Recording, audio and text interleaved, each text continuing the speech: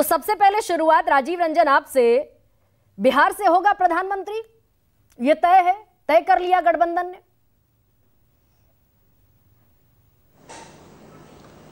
देखिए, मैं इस सवाल को कुछ हिस्सों में रखकर अपनी बात रखना चाहूंगा। आपने चूंकि काफी विस्तार के साथ पूरी पृष्ठभूमि गठबंधन के बनने से लेकर और आज तक पर अपनी बेबाक राय आपने रखी है, और इस सच को नकारा नहीं जा सकता है कि जो हालात बिहार में महागठबंधन की सरकार बनने के पहले थे देश में, विपक्ष के दलों के अंदर परस्पर संशय का भाव एक दूसरे के प्रति था।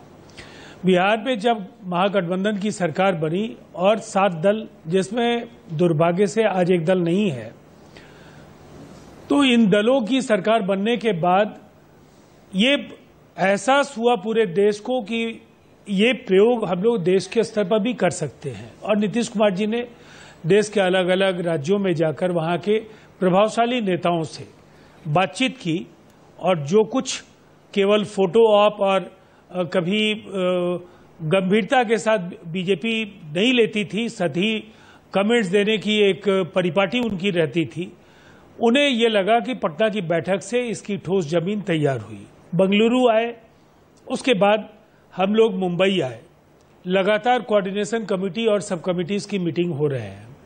दूसरी तरफ 2014 से 2023 के बीच एनडीए, जो मैं बार बार बोलता हूं, एनडीए में भारतीय जनता पार्टी के साथ 3 और दल थे जब इसकी स्थापना हुई थी। वो 3 दल तो अब इनके साथ है नहीं, लेकिन फिर भी वो एक रस्म अदायगी के लिए एक नाम है, और उसके साथ एक समृद्ध विरासत थी, उस नाम को उन्होंने बनाए रखा।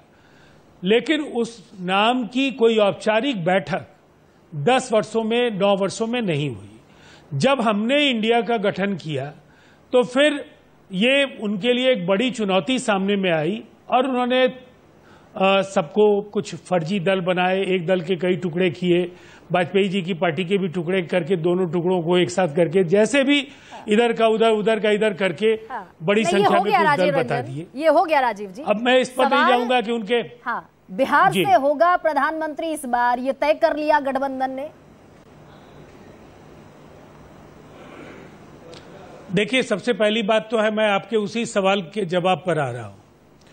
देखिए, हर दल को और प्रदेश को अपने करिश्माई नेताओं पर यकीन होता है। उन्हें ऐसा लगता है कि जब दशकों से उन्होंने राज्य की सेवा की है, केंद्र में जो भी जिम्मेवारियां मिली उसका निर्वहन किया है, तो देश के प्रधानमंत्री पद के लिए उपयुक्त उम्मीदवार हो सकते हैं। लेकिन नीतीश कुमार जी ने महागठबंधन की सरकार बनने के समय विपक्षी एकता का आह्वान किया और कहा, मेरी दिलचस्पी प्रधानमंत्री पद में नहीं है, मैं उम्मीदवार नहीं हूं। फिर पार्टी ने आधिकारिक तौर पर प्रस्ताव पारित किया कि पार्टी ये तय करती है कि नीतीश कुमार जी उम्मीदवार नहीं है।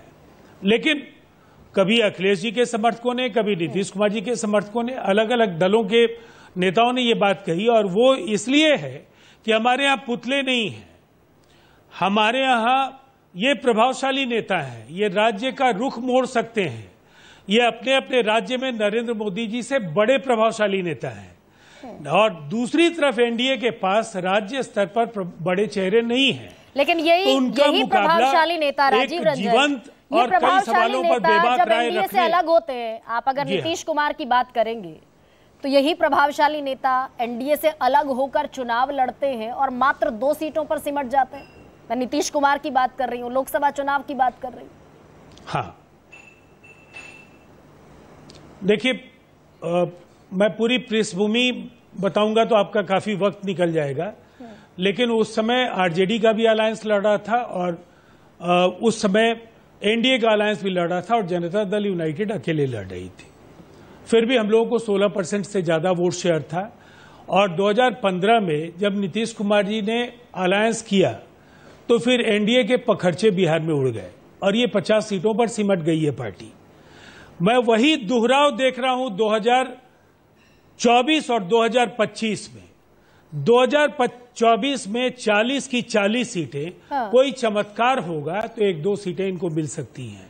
हालात इतने बुरे हैं, और कमो बेस बंगाल से लेकर जहां भी जिन्हें आप छत्रप कहती हैं, मैं ये मानता हूं ये प्रभावशाली नेता प्रधानमंत्री जी की महत्वाकांक्षाओं के राह में एक बड़े अवरोध के तौर पर खड़े हैं। नहीं, फिलहाल तो आपके रास्ते में राजीव करने का रंजन बहुत मुद्दा सारे अवरोध कि हैं। मोदी जी का करिश्मा उतार पर है। ठीक है, लेकिन फिलहाल ये कैसे, पहले तो ये भी समझाइए कि कैसे मोदी जी का करिश्मा उतार पर है। लेकिन अवरोध तो आपके रास्ते में बहुत सारे हैं कि मुंबई के बाद 1 महीना बीत गया, अभी कोई सुगबुगाहट नहीं, किसी तरीके का कोई अपडेशन नहीं।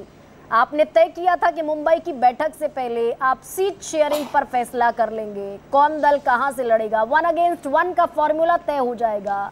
वो पिछले 1 महीने से 1.5 महीने से 450 सीटें जो तय हैं, उम्मीदवारों के नाम तय हैं, उनका कोई अता पता नहीं।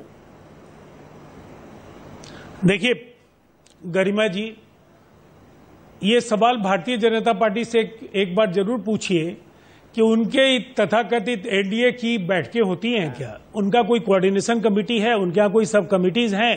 उन्होंने कोई कन्वेनर बनाया? एनडीए को, राजीव रंजन जी, एनडीए को कम्पीट नहीं करना, भारतीय जनता पार्टी के नेताओं के साथ। अगर मैं इस बात पर आती हूँ राजीव रंजन, मैं तो क्या बोल रहा हूँ, बीजेपी के पास 303 मैं दूसरी बात कह रहा हूँ, बहुमत से ज्यादा सीटें बीजेपी के पास अकेले हैं। ये तो देखिए, जरूरत नहीं उसको।